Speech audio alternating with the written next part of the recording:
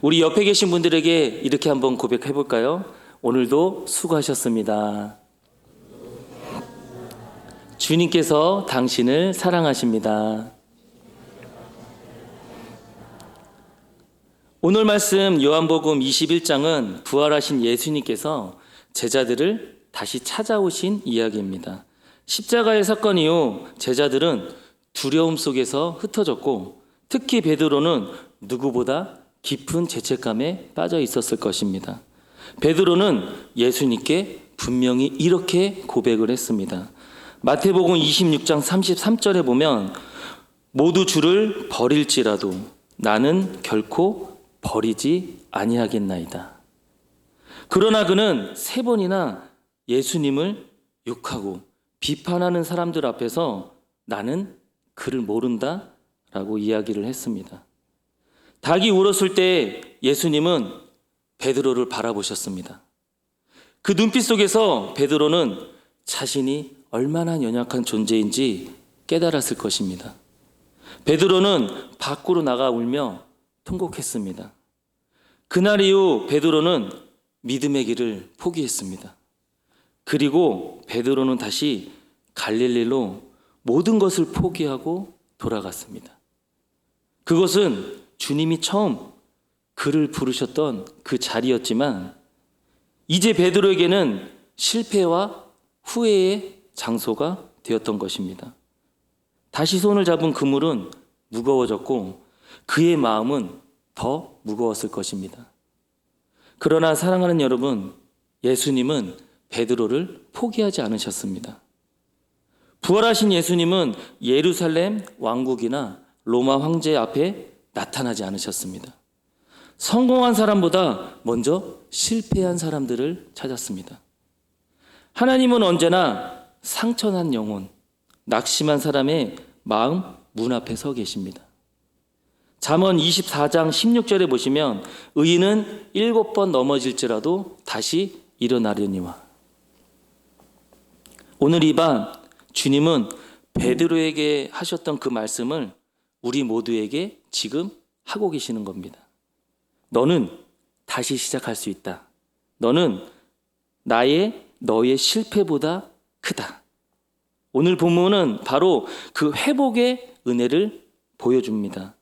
주님은 베드로를 꾸짖지 않으셨습니다.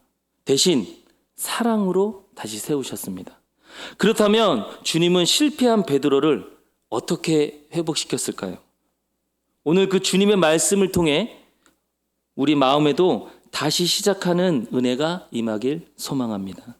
그 첫 번째로 주님은 실패한 자를 찾아오십니다. 사랑하는 성도 여러분, 주님은 실패한 베드로를 포기하지 않으셨습니다. 그분은 낙심한 제자를 직접 찾아오셨습니다. 베드로는 고기 잡는 배 위에 있었습니다. 자신의 인생이 다시 새롭게 시작될 거라 믿지 않았습니다. 그리고 그날 밤 그는 그물질을 열심히 했지만 아무것도 잡지 못했습니다. 아마 이런 생각을 했을 겁니다. 내가 무엇을 할 수 있을까? 내가 2번 다시 내 부끄러운 모습을 주님 앞에 보일 수 있을까? 내 인생이 이렇게 허무하구나. 분명히 좌절하고 있었을 것입니다. 그날 그 새벽에 바닷가 저편에서 한 사람이 외칩니다. 얘들아, 고기가 있느냐?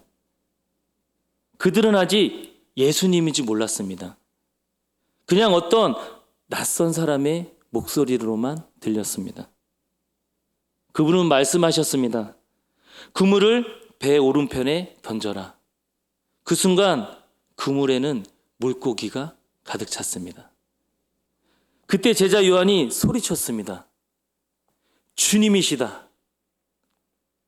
그 말을 듣는 순간 베드로는 망설임 없이 물로 뛰어들었습니다.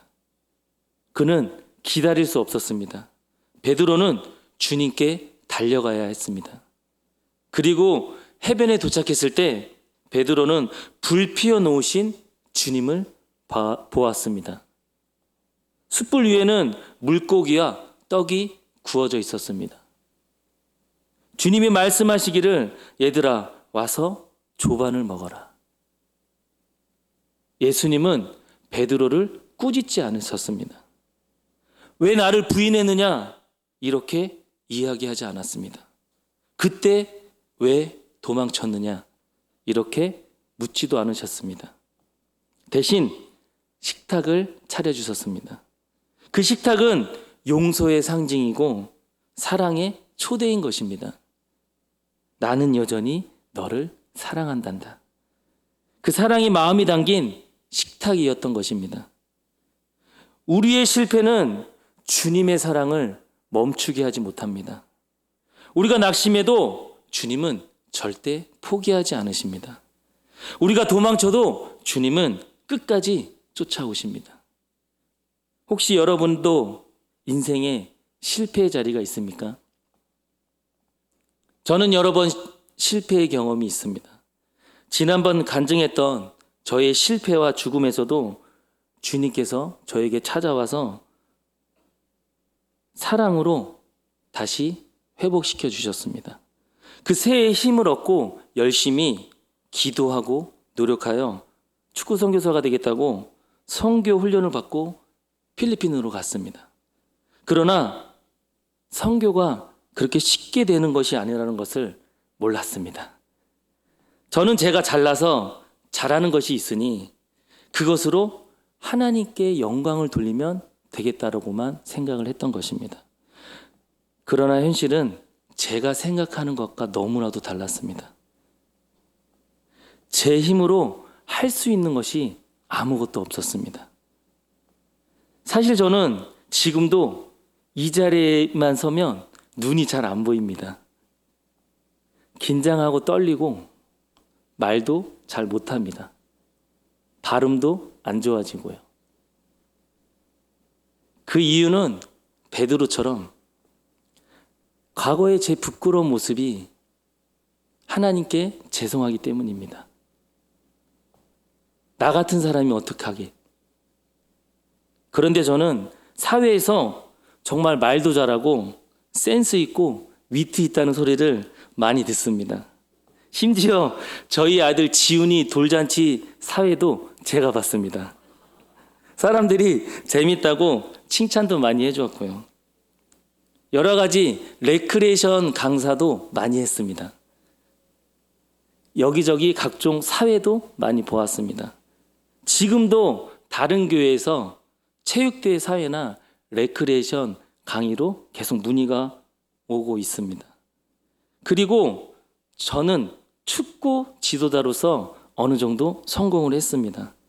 저의 빠른 판단력으로 그 아이들의 잘못된 습관을 정확하게 잘 판단해서 고쳐주는 능력으로 좋은 곳으로 진학도 많이 보냈습니다. 그런데 그게 제가 잘나서 한 것으로 심하게 착각을 했던 것이죠. 저는 아무런 준비도 없이 필리핀으로 가서 그저 자신감 하나만으로 시작을 한 것입니다. 결과는 처참했습니다. 3년 동안 아무것도 못해보고 오히려 어떤 선교사님께 사기를 당해서 돈만 날리고 돌아왔습니다. 이혼 안 당한 게 하나님께 감사한 일이죠. 왜냐하면 전에도 비슷한 실패의 경험을 했기 때문입니다. 제 인생이 매번 이렇게 실패의 인생으로 걸어왔습니다. 그리고 낙심해서 그 뒤로 교회도 잘 나가지 않았습니다. 기도도 잘 안 되고 내 인생은 도대체 왜 이럴까? 내가 무슨 잘못을 그렇게 한 걸까? 정말 고민에만 빠져서 있었습니다. 그런데 주님께서 저에게 또다시 그 자리로 찾아오셨습니다. 낙심하고 절망하고 있는 베드로처럼요. 주님의 사랑은 끝이 없습니다. 요한계시록 3장 20절에 보시면 보라 내가 문 밖에 서서 두드리노니. 주님은 기다리시는 분이 아니라 먼저 다가오시는 분입니다.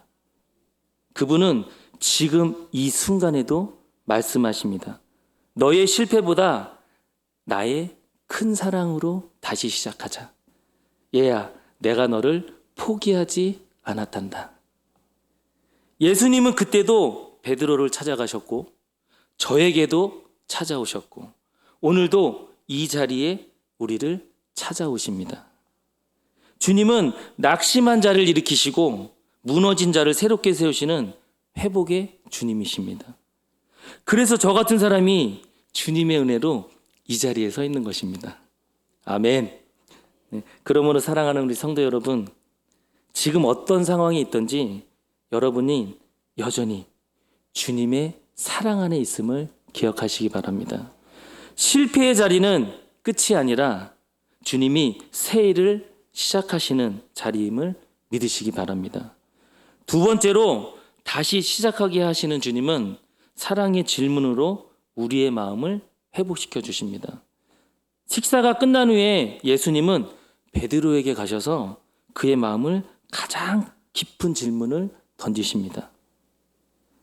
요한의 아들 시몬아, 내가 나를 사랑하느냐? 이 질문은 단순히 감정을 확인하는 질문이 아닙니다. 이것은 회복의 문을 여는 열쇠 같은 질문입니다. 왜냐하면 이 질문은 과거를 들춰내기 위함이 아니라 지금 이 순간의 관계를 다시 세우기 위한 질문인 것입니다. 베드로는 이 질문 앞에서 숨을 고르지 못했을 것입니다. 그의 머릿속에는 예수님을 3번 부인하던 장면이 떠올랐을 것입니다. 그리고 닭이 울었고 예수님이 베드로를 바라보았습니다. 베드로는 예수님의 그 눈빛이 잊혀지지 않았을 것입니다. 그때부터 그 자신을 용서할 수 없었을 것입니다. 그런데 부활하신 주님이 책망하는 것이 아니라 이렇게 이야기를 하고 있습니다. 요한의 아들 시몬아, 내가 나를 사랑하느냐? 예수님께서 지금 여러분의 모습을 보고 내가 나를 사랑하느냐? 라고 질문을 한다면 여러분은 어떤 대답을 할 수 있습니까? 예수님은 시몬아, 내가 나를 부인했던 그 자리까지도 알고 있단다. 하지만 나는 여전히 너를 사랑한단다. 너는 지금 나를 사랑하느냐? 라는 의미였던 것입니다. 예레미야 31장 3절에 보시면 내가 너를 영원한 사랑으로 사랑하기에 인자함으로 너를 이끌었다라고 말씀하고 계십니다. 예수님은 상처를 외면하지 않으셨습니다. 예수님은 아픈 부분을 피하지 않으시고 그 자리로 손을 얹으셨습니다. 그게 주님의 사랑입니다. 진정한 회복은 아픔을 외면하지 않고 사랑으로 덮을 때 일어나는 것입니다. 베드로는 이 첫 번째 질문에 대답합니다. 오늘의 말씀 16절 다 같이 한번 읽어보도록 하겠습니다. 또 두 번째 이르시되 요한의 아들 시몬아, 내가 나를 사랑하느냐 하시되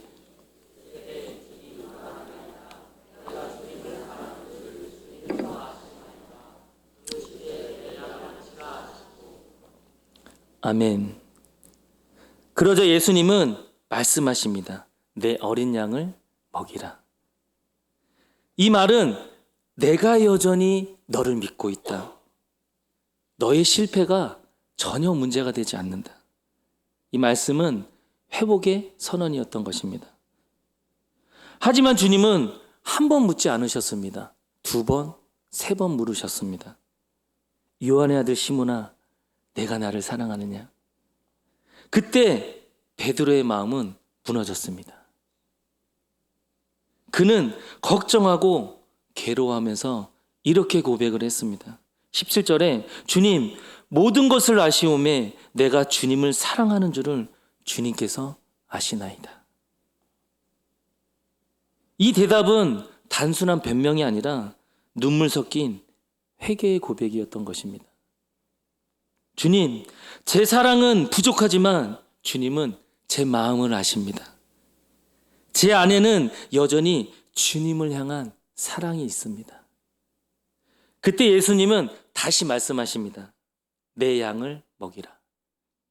이 말씀은 나는 여전히 너를 신뢰한다 라는 하나님의 응성입니다. 그의 상처는 사명으로 바뀌었고 실패는 부르심으로 변했던 것입니다. 요한일서 4장 19절에 우리가 사랑함은 그가 먼저 우리를 사랑하셨습니다. 아멘.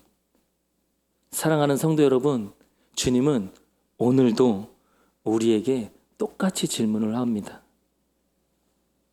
내가 나를 사랑하느냐?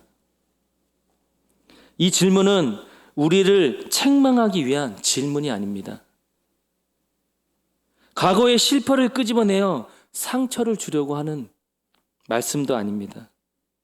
이 질문은 사랑으로 다시 일어서게 하는 부르심입니다. 혹시 오늘 여러분들 마음속에 주님을 잃어버리셨습니까? 기도의 열정이 사라지고 예배가 형식이 되었습니까? 하지만 주님은 오늘 여러분에게 물으십니다. 여전히 나를 사랑하느냐? 그때 이렇게 고백하십시오. 주님, 제가 부족하지만 주님을 사랑합니다. 다시 처음 사랑을 회복하기를 원합니다. 아멘. 사랑은 감정이 아니라 관계의 회복인 것입니다. 베드로는 완벽한 사랑을 드린 것이 아니라 주님께서 제 마음을 아십니다 라고 솔직하게 사랑을 고백했던 것입니다. 하나님은 완벽한 사람을 찾지 않으십니다. 진실된 사람을 찾으십니다. 흔들려도 지쳐 쓰러져 넘어져도 여전히 주님을 사랑합니다라고 말할 수 있는 그 마음, 그것이 하나님이 기뻐하시는 믿음입니다. 이 고백이 우리의 고백이 되길 소망합니다.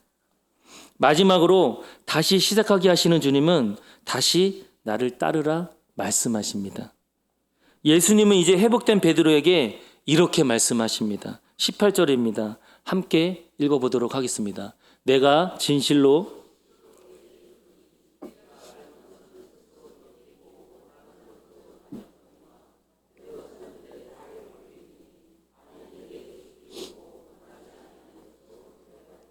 아멘. 이 말씀은 그의 미래와 사명을 보여주는 말씀이었던 것입니다. 이제부터 그는 인생에 자신의 뜻이 아니라 하나님의 뜻으로 쓰임받는다는 것입니다. 마태복음 16장 24절에 이에 예수께서 제자들에게 이르시되 누구든지 나를 따라오려거든 자기를 부인하고 자기 십자가를 지고 나를 따를 것이라. 그리고 주님은 마지막으로 말씀하십니다. 나를 따르라. 이 말씀은 명령이 아니라 사랑의 재초대인 것입니다. 내가 나를 부인했지만 나는 여전히 너를 신뢰한다. 이제 다시 나를 따르라. 베드로는 이제 두려워하지 않았습니다. 그는 깨달았습니다.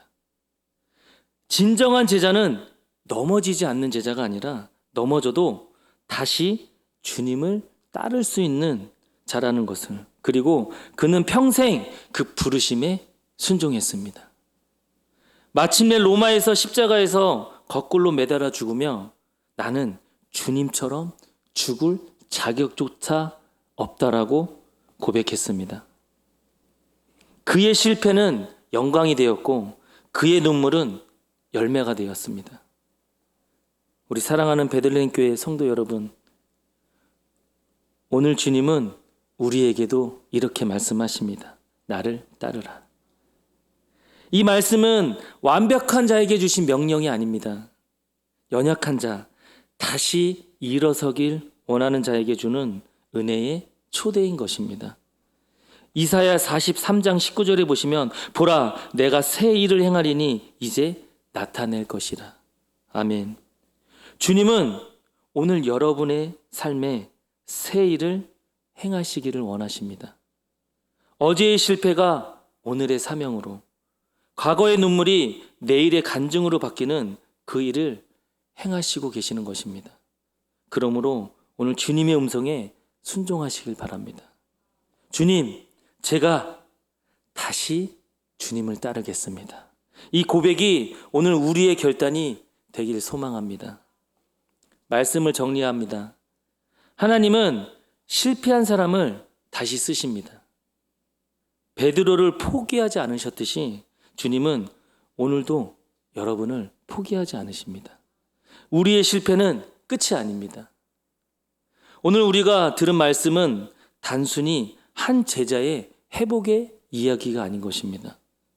그것은 하나님의 은혜의 원리를 보여주는 것입니다. 베드로의 실패 위에 예수님은 은혜의 다리를 놓았던 것입니다. 주님은 실패를 통해 교만을 꺾으시고 좌절을 통해 순종을 배우게 하셨습니다. 우리의 인생 가운데 기도의 응답이 없고 믿음 앞에 넘어질 때, 하나님께 자꾸 멀어지는 느낌이 들 때 우리는 좌절하고 넘어질 때가 너무나도 많이 있습니다. 그러나 주님은 오늘 말씀을 통해 이야기를 하십니다. 너희가 안 되는 것이 아니라 내가 너희를 통해 나를 세우고 싶다라고 이야기를 하십니다. 주님은 실패를 부끄러움으로 끝내지 않으십니다. 실패를 통로로 삼아 은혜를 심으십니다. 오늘 주님은 말씀하십니다. 내가 나를 사랑하느냐? 그렇다면 나를 따르라. 이 부르심은 우리의 삶 전체의 방향을 바꾸는 초대인 것입니다. 주님은 우리의 과거보다 미래를 보십니다. 오늘도 주님은 우리를 위해 실패 위에 새로운 역사를 쓰고 계십니다. 이제 우리도 결단하여 그 부르심 앞에 서야 하는 것입니다. 우리의 삶 속에도 갈릴리의 그 순간이 있었습니다. 여러분들도 어려운 시절이 있었죠. 저도 정말 이 자리에 서기까지 정말 어려운 시절들이 있었습니다. 제 인생은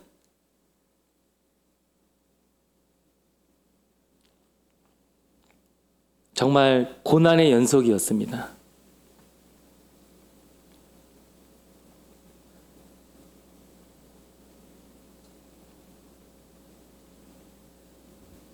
저는 어렸을 때부터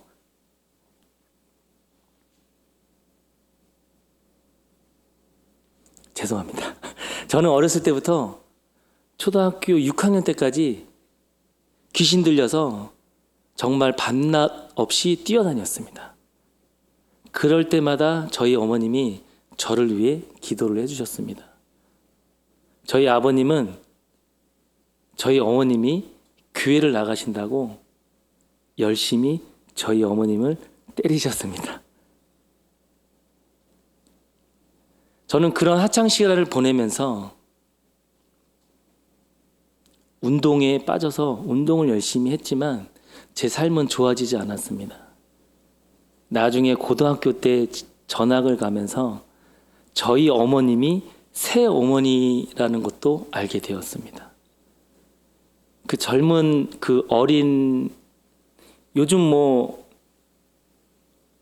아이들이 조금 일찍 중2병에 오지만 그때는 조금 늦은 나이에 알게 돼서 너무나도 힘든 학창 시절을 겪었습니다. 그럼에도 불구하고 열심히 노력하려고 할 때마다 저희 아버님의 모습을 보면서 많이 힘들어했습니다. 그런데 제가 지난번에도 얘기했지만 제가 뇌수막염으로 쓰러져서 하나님께서 저희 아버님을 교회로 인도하셨습니다. 우리는 하나님의 일을 절대 알 수 없습니다. 그런데 하나님의 방식도 우리는 알 수 없습니다. 그런데 하나님은 하나님께서 원하시는 방법으로 저희를 사용하길 원하십니다. 제가 뇌수막염에서 깨어나서 열심히 사업을 하여 사업에 나아갈 때도 너무나도 힘든 과정이 있었습니다. 사업에 실패해서 제가 죽음으로 갔을 때도 정말 너무나도 힘든 결단을 내렸을 때도 그때도 주님께서 제 옆에 항상 계셔서 저를 지켜주셨습니다.